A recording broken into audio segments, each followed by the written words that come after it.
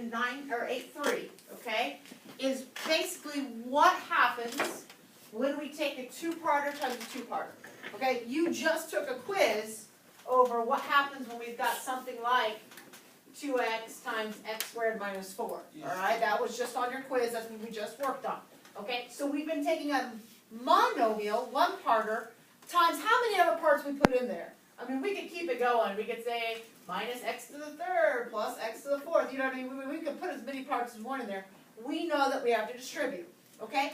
It's kind of the same concept here. Okay? But now instead of just having one of them being one part, now we're going to have a binomial times a binomial, so multi-parts. Okay? Or even a little bit later on, we're going to have like binomials times trinomials and trinomials times trinomials. Okay? So basically what happens when we no longer have a monomial. That's what we're looking at today. Okay?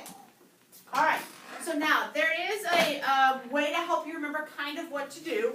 Okay? And it's called FOIL. Has anybody heard of FOIL? Know anything about it?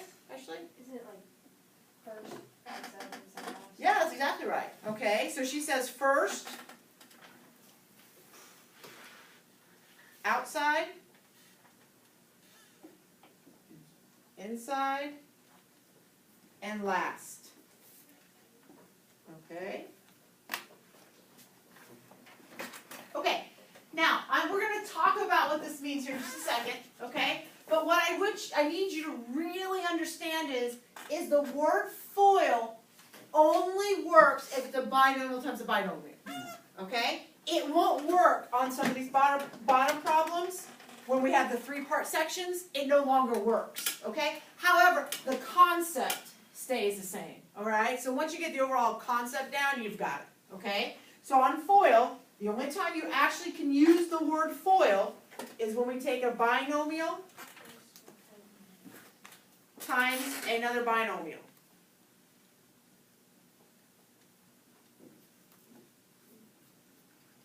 Okay? So that's the actual only time we can use the word FOIL. Okay? Other than that, like I said, the concept kind of carries over. Alright, so we're going to look down at our first example here. Okay? And if you think about the word FOIL, so you start with the F, first. So I'm going to multiply the two first parts together. This is multiplication. This is saying x plus 5 times x plus 3. So even though we don't write it there, just realize that there is multiplication in the middle. It's not addition, it's not subtraction. Okay, it is multiplication. Okay? So we're going to take x times x for the first terms and get x squared. Okay? Then we do the O, so we do the outsides. So x times 3 is 3x. Now in reality, what did we really just do there? Distribute. That's all we did. We took the x and we distributed it to both the parts of the second part. Okay? Now, let's think about the next letter, I. So I would be the insides. Okay, the insides. So 5 times x is 5x. And then L for the last, 5 times 3, which is 15. Or in reality, again, what did we just do with that 5? Distributed. So FOIL is really just distributed. That's all it means, okay? So you're going to take the x and you're going to put it to everything back here. You're going to take the 5 and you're going to push it to everything back here, and then at this point we're going to clean it up. Alright, so now is there anything I can combine here on this guy?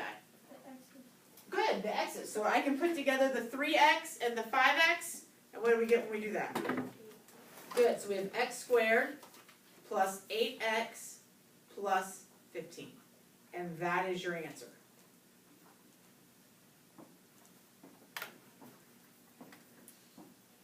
Okay? Alright.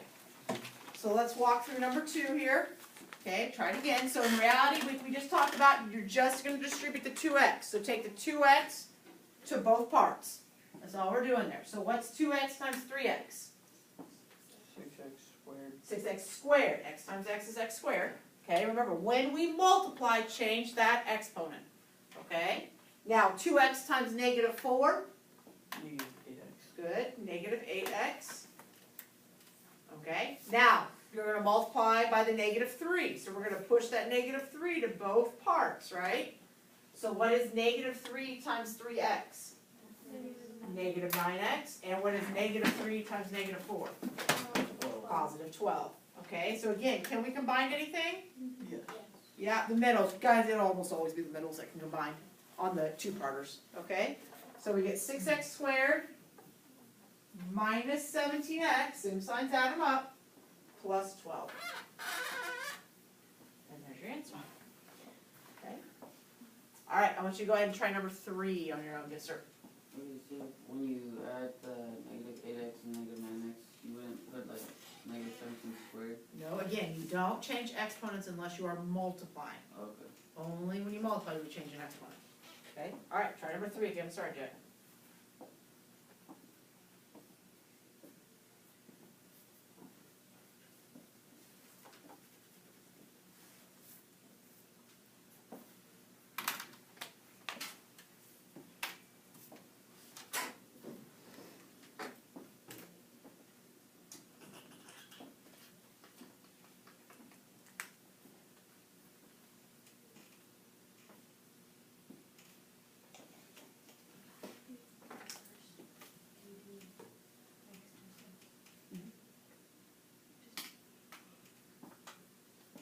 All right, Tessa, tell me what you got when you took x and distributed it.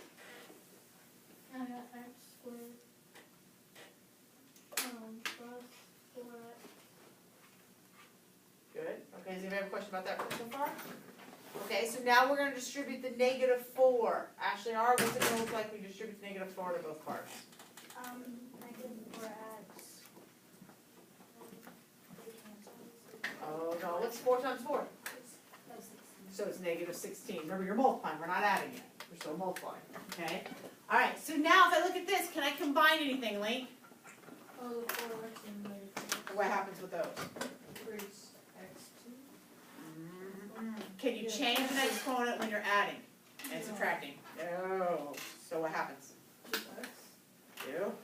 What is minus 4? Sorry, 4x. 4 minus 4 is? 0. So are there any x's left? Oh. No. So we're going to get x squared and a negative 16 left. Okay, and that's your answer. The middle just happens to drop off because they cancel each other out. Okay. All right.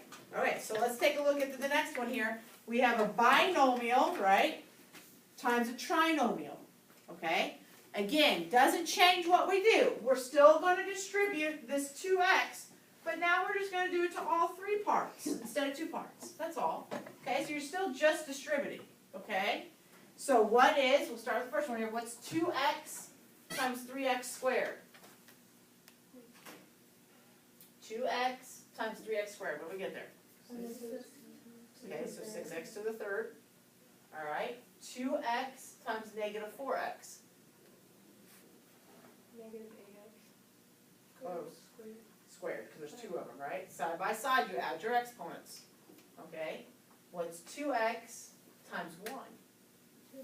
It's 2x. Okay, is everybody okay with that so far? Okay. So now I'm going to take that negative 5. So what is negative 5 times 3x squared? Very good. Negative 15x squared.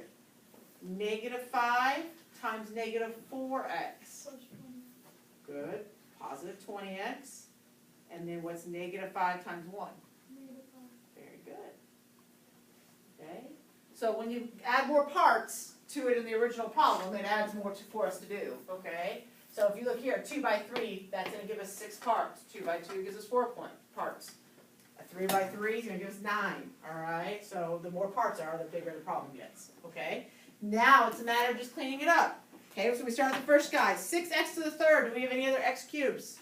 No. Okay. So we get 6x to the third. Okay. So then I've got negative 8x squared and negative 15x squared.